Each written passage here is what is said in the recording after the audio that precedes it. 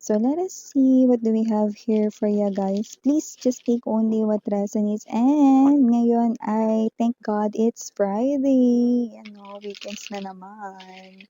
Pero yung iba, no, nagrereklamo. Bakit daw pagdating ng weekends, ang bilis ng araw, biglang Lunes na agad. Parang hindi dalawang araw.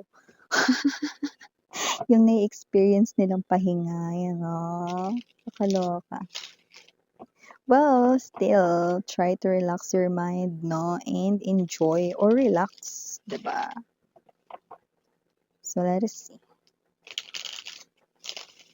Yung iba naman, no? Basta kung kailan yung rest days ninyo, mga bibs. Gamitin nyo yun, sulitin nyo yun, no? Pahinga yun, pambawi yun ng lakas ninyo. Kasi, pagka sumabak na naman kayo no, sa mundo ng pagtatrabaho, kapagod, di ba? Pigon eh.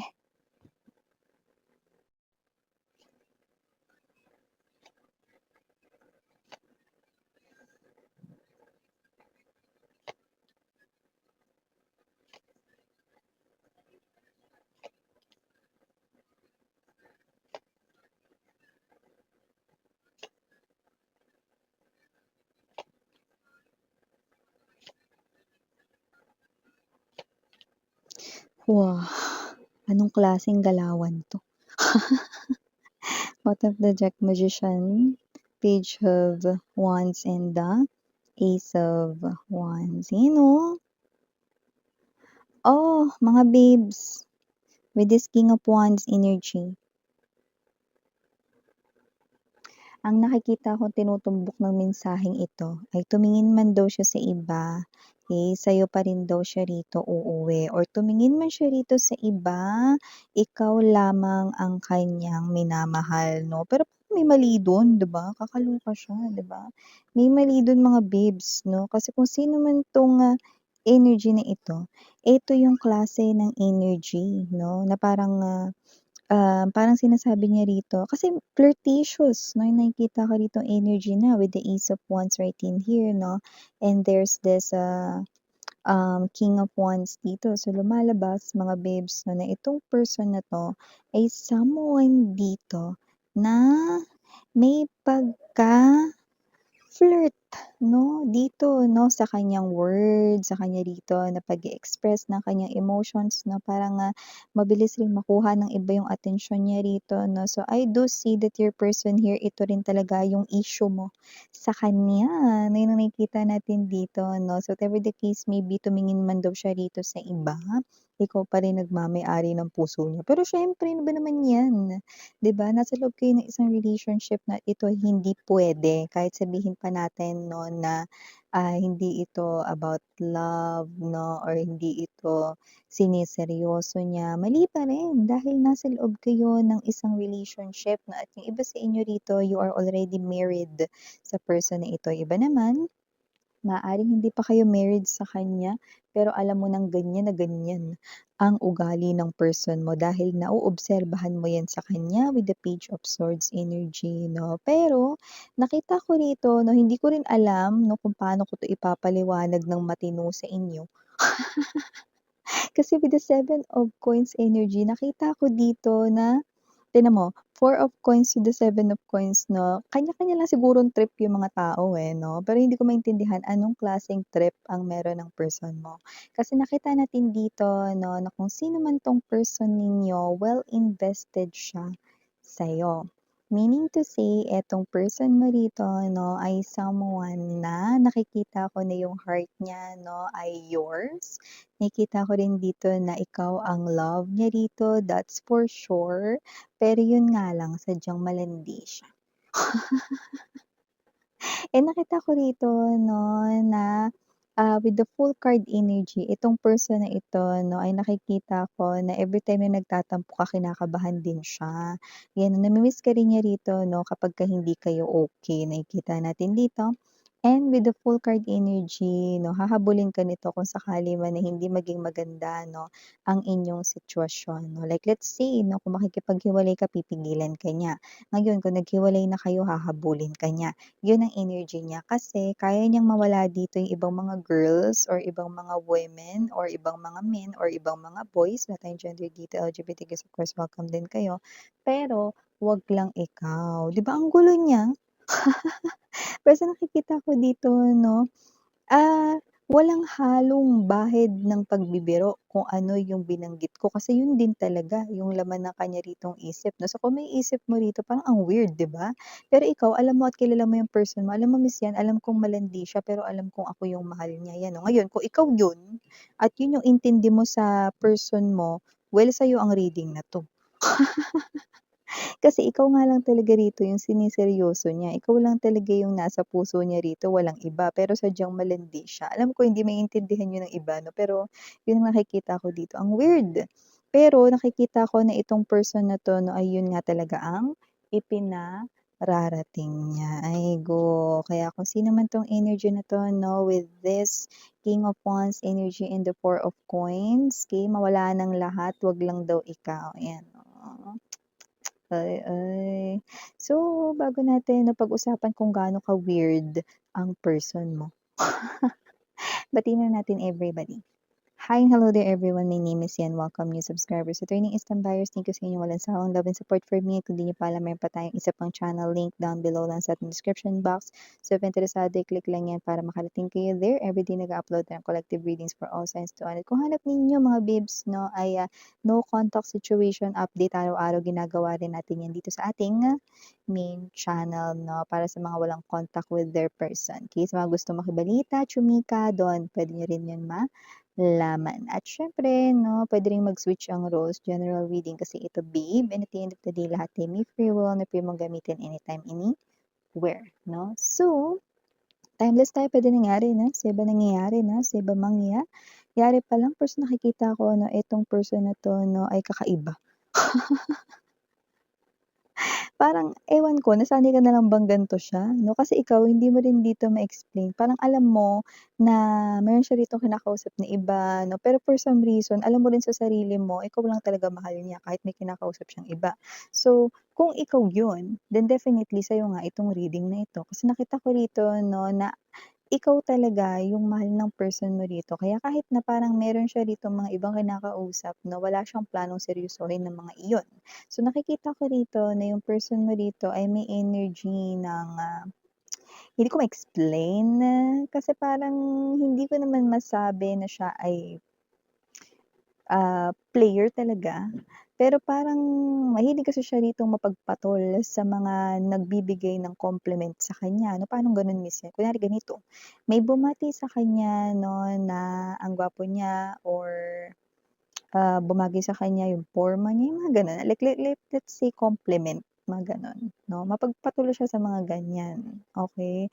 Kaya nagbibigay rin ng ibang meaning sa kausap niya, like with the other girls, with the other boys, wala tayong gender dito, LGBTQs of course welcome din kayo. At tsaka sweet siya talaga magsalita, 'no? So whatever the case may be 'no, it sounds like parang feeling mo player siya pero parang hindi. I hope nabibigyan ko 'no, ng tamang interpretation nito kasi binabasa ko ang energy ng person ninyong sadyang kay-weird, 'yan 'no. So ganito 'yan mga mare 'no or pare. Your person could be someone who is attractive. Now, if a person is binigyan siya rito ng compliment 'no, na maganda, maaaring yung person mo ay 'pag nagsalita 'no, like parang yung sagot niya rito parang tingin mo may mali siya or what 'no, pero para sa kanya it might it might be gano'n lang talaga siya magsalita or ang dating lang talaga sa kausap niya parang, "Uy, may gusto sa'kin 'tong person ni collective, yun 'no, kasi nagbibigay ng two meanings, na-gets mo ba? So, in other words 'no, ang nagdadala ng confusion dito 'no, ay ang person mo, pero nakita ko na yung iba sa kanila sweet talker lang talaga, not really a player. Now, o sige Miss Yan, ako hindi lang sweet talker ang person ko, meron din kasi mga energies dito na tama kayo 'no, your person ay player talaga, okey? But now, here's the twist. If your person now falls doon sa hindi lang basta sweet talker kundi talagang flirt talaga siya with other girls or with other boys, LGBTQ of course welcome din kayo, then this person here still there's only one woman in his or her heart. There's only one man in his or her heart, and that's none other than you. Yun, 'di ba? So, kung sino man 'tong energies na napi-pick up natin dito, ang sakit sa kilikili, 'di ba? Pero mali yun, bakit, 'di ba? Ba't hindi niyo na lang magawa na magpaka-focus sa'kin miss niyan, ayoko ng ganyan na ginagawa niya na yan. Ewan ko, pero yung iba sa inyo nakita ko na ganito na siya bago niya pa kayo na-meet or nakilala, tama? Kasi nung naging kayo, ito rin ang issue mo sa kanya from the start, okey? But for some reason, you still choose to love this person. Yan yung nakita natin dito na because for some reason, you feel like his heart ay only yours. Her love or her heart ay only yours. And that's true, even though this is weird. Ego, like there's only one woman na papakasalan niya dito and that's, none other than you 'no. He or she 'no ay hindi magpapakasal 'no. Okey, so ikaw kung kasal kayo kaya ikaw ang pinakasalan niya kasi mahal ka niya kahit flirt siya or kahit player siya. Yun yung nakita ko dito 'no. So whatever the case may be, bahala siya buhay niya pero yun ang nababasa ko dito. And if this person here 'no, ay hindi pa kayo kasal nitong tao na 'to, ikaw lang yung gusto niyang pakasalan at hindi itong iba niya ritong mga ka-connect. Why? Because you are the one inside his or her heart 'no. Notice how this, okay, individual right in here 'no, hold this purse inside his or her, in this, chest 'no. Ito ay purse. Nilagyan ng mga barya, pera, 'yan 'no. So, ibig sabihin na ikaw lang rito yung talagang tinatangi niya rito 'no. Ikaw rito ay mahalaga, 'yan 'no. 'Yun ang nakikita ko rito. Alam mo yung energy ng kunwari 'no, may umakyat na holdapper sa bus 'no, hindi niya ibibigay yung pinakaimportante na meron siya 'no. So, gano'n niya 'yun iniingatan 'no. Pero dapat niya rin kasing malaman dito na hindi ka komportable sa ganito dahil nasasaktan ka rin 'no kapag meron siyang ibang kausap 'no. Hindi ko maintindihan 'no. Alam mo kailangan niyo mga babes na mapag-usapan ito ng person mo, kasi nakikita ko na mahal ka niya pero nalilito din ako sa kanya ritong, teorya sa inyong koneksyon 'no. Kasi malinaw na nakikita ko na wala siya ditong ibang minamahal at walang ibang laman yung puso niya, ikaw, pero malandi siya, kailangan maitama yun.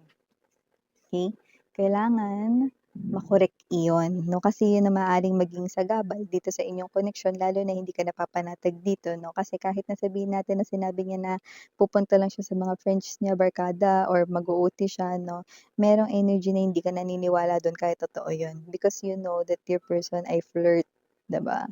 So, I do see that your person here 'no, ay kailangan na matutunan ito kasi nakita ko na yung iba sa inyo gan'to na siya bago niyo siya nakilala, parang naging nature niya na 'to or I don't know, nakasanayan?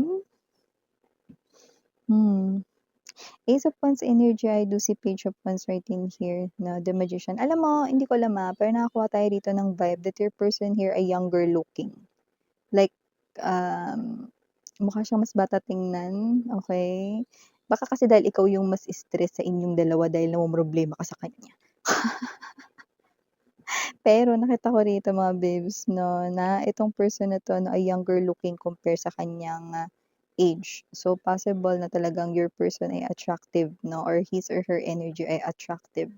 But yeah, your person here 'no ay nagpapakita ng, pagmamahal dun lang sa side mo. Na nakita ko na ibang mga energy siyang kausap pero yun ay hindi niya sineseryoso na. Pero siyempre ang weird, kailangan maitama niya yun 'no.